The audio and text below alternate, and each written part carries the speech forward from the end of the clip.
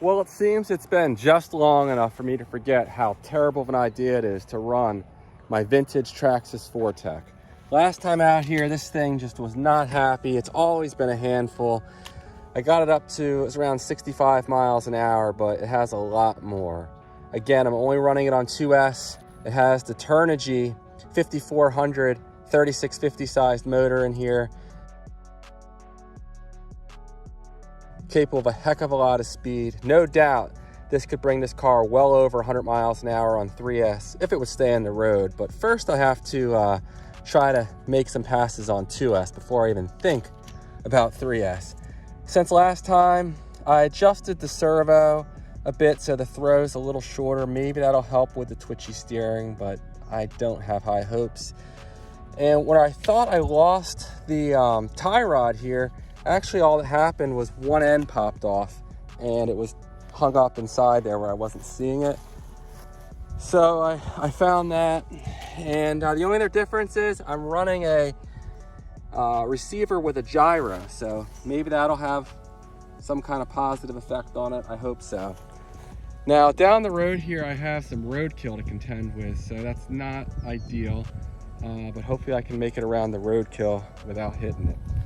All right, let's see what we can do here. I think this is gonna not end well, but I need to give it one more shot.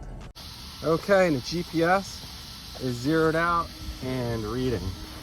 All right, let's see what kind of damage we can do here.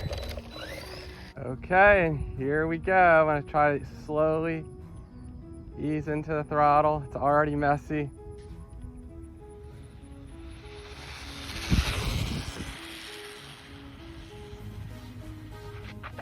Nice. Take a quick look, see if the GPS is still in here. It's like the turn-in is so sharp and just does not cooperate. All right, the GPS is in there. I can't see how fast it went, but probably not very fast. Let me turn the steering wheel right down a little bit.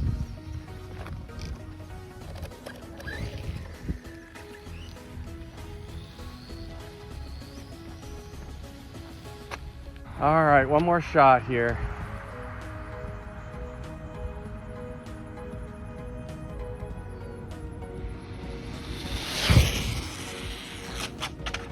Nice. I got about maybe halfway into the throttle, but this is just, it's really frustrating. I don't understand why the handling is as bad as it is. We'll take a look at the GPS. You know, maybe we hit 50, but that's as fast as I went on the brushed motor. I had a brushed Titan motor in here, and it went 50, I think 52, about 52 was the fastest it ran with the Titan motor. And I can throw all the power I want at it, but if the car won't go straight, it's not gonna do me a whole lot of good. 64.8, so pretty much I tied my run last time out here. Maybe I'll give it one more shot. One more try.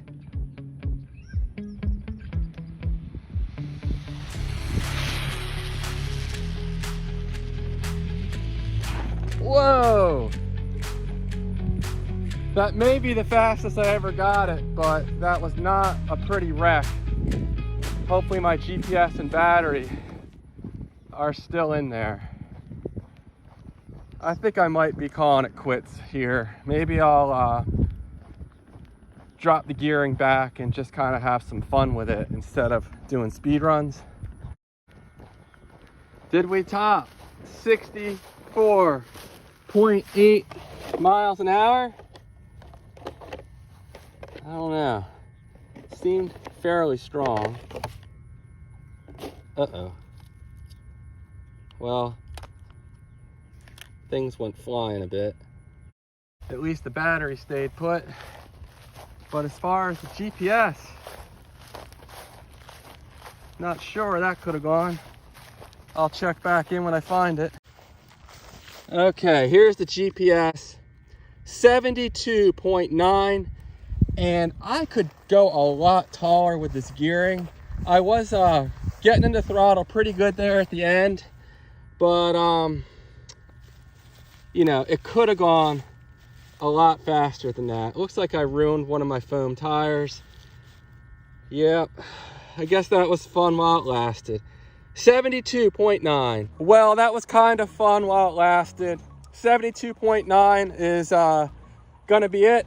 And yeah, this thing could easily hit 100 plus. It has the power on 3S to get there, but there's just no way I'm gonna keep this thing on the road. So thanks for watching. Please like and subscribe, and I'll be transplanting this motor into probably my HBX truck next, and we'll see what kind of speeds we can get out of that. I would really like to get another on-road car.